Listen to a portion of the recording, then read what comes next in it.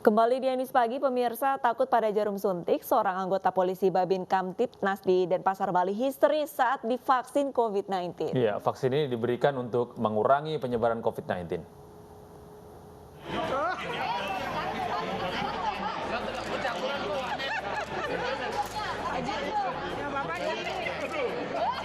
Tingkah seorang polisi anggota Babin Kamtibnas yang ketakutan saat disuntik vaksin COVID-19 ini mengundang gelak tawa para rekan-rekan profesi lainnya. Ia bahkan sempat histeris dan enggan divaksin. Setelah didampingi teman-temannya, polisi yang mengaku takut akan jarum suntik ini akhirnya bersedia divaksin COVID-19.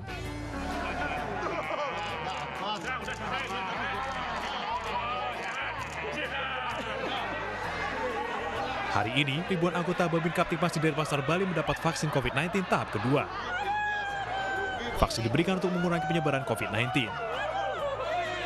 Memang seluruh Babin Kamtibmas kita ini berdasarkan desa yang ada sekitar 1.726 para Babin Kamtibmas akan kita beri pelayanan dulu, dan selebihnya adalah yang berada di lingkungan Polda. Lingkungan Polda, para pejabat utama pasti, kemudian juga tadi para Babin Kamtibmas dengan jumlah 2.500 itu bisa tercover semua. Selain bertugas sebagai garda depan pengamanan masyarakat, Babin Kamtibmas juga kerap bersentuhan langsung melayani masyarakat. Diharapkan imunitas mereka dapat meningkat setelah mendapatkan vaksin. Dari Denpasar, Bali, Aris Wianto, iNews melaporkan. Komedian Indro Warkop gagal mengikuti vaksinasi COVID-19. Indro terganjal surat rekomendasi dokter.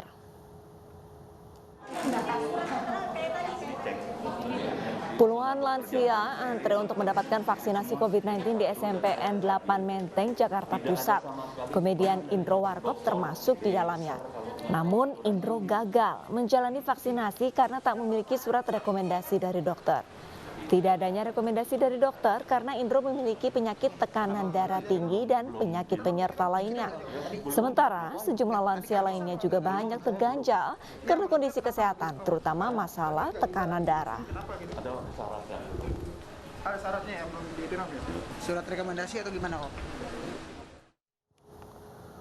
Presiden Joko Widodo meninjau vaksinasi COVID-19 bagi tenaga atau pekerja publik di Yogyakarta. Vaksinasi dilakukan terhadap pedagang hingga petugas parkir di Pasar Beringharjo dan Benteng Frederberg.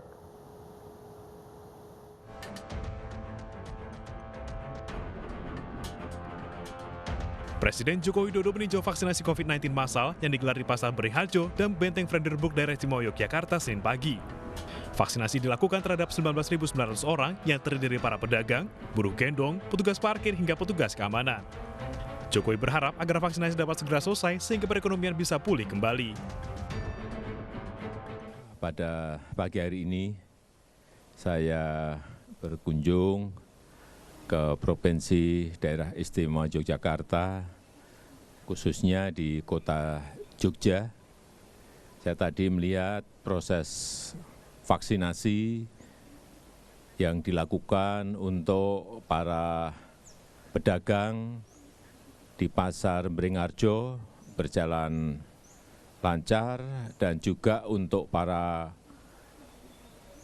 pedagang kaki lima, para pelaku usaha, kemudian penjaga toko, karyawan di usaha-usaha yang ada di Jalan Malioboro sampai ke alun-alun juga proses vaksinasinya berjalan dengan lancar dan baik. Vaksinasi COVID-19 di tanah air sudah dimulai sejak 13 Januari 2021.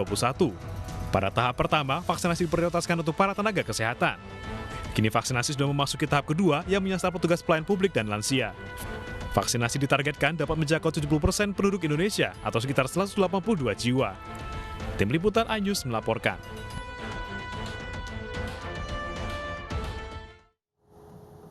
Kepala BNPB Doni Monardo menjadi pendonor plasma konvalesen di markas PMI Jakarta. Doni mengajak seluruh penyintas COVID untuk menjadi pendonor plasma konvalesen. Setelah sembuh dari COVID-19 sejak 12 Februari lalu, Doni Monardo mendonorkan plasma konvalesen. Donor plasma ini dilakukan sebagai kontribusinya setelah diisolasi karena positif COVID-19 selama 20 hari. Donor plasma konvalesen dinilai sebagai salah satu cara membantu penyembuhan pasien COVID-19.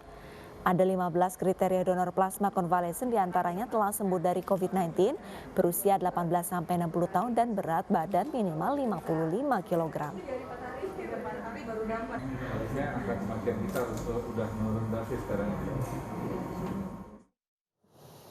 Jelang setahun COVID-19 di Indonesia, angka penderitanya juga terus bertambah. Harapan untuk beraktivitas tanpa syarat sepertinya masih dalam angan-angan.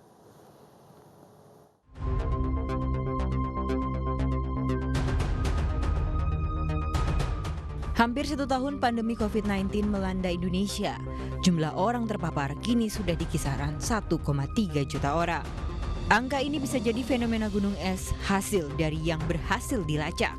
Pasalnya pemerintah pun mengakui jumlah pelacakan kontak di Indonesia sangat minim dan jumlahnya tidak sebanding dengan jumlah penduduk Indonesia. Jubir Satgas COVID-19 menilai 3T menjadi salah satu tantangan yang harus dihadapi di Indonesia. Tak hanya sumber daya manusia, tetapi minimnya laboratorium di Indonesia juga menjadi salah satu fokus pemerintah dalam melakukan 3T. Selama pandemi, Kementerian Kesehatan hanya memiliki laboratorium yang memenuhi standar kesehatan sebanyak 510 yang mampu menguji tes PCR.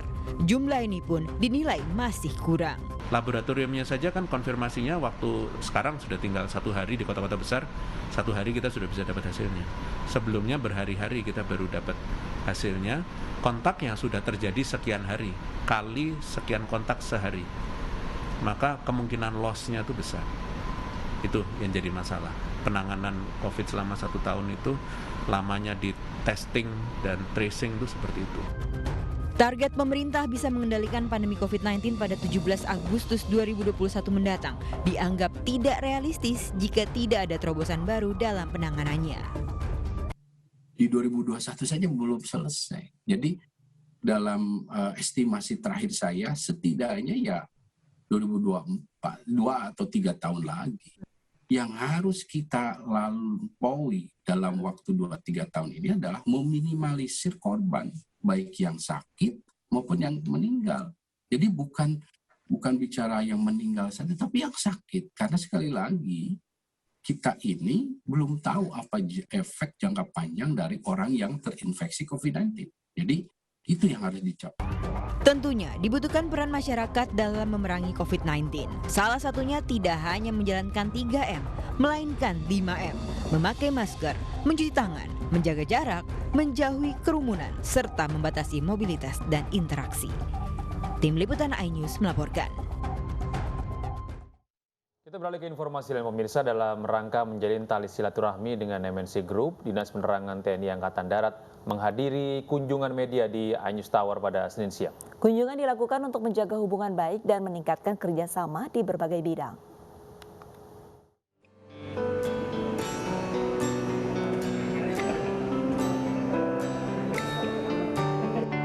Media visit kali ini dihadiri oleh Kepala Dinas Penerangan TNI Angkatan Darat, Brigjen TNI Nefra Firdaus bersama jajarannya. Selain itu dihadiri pula oleh 47 Kapenrem.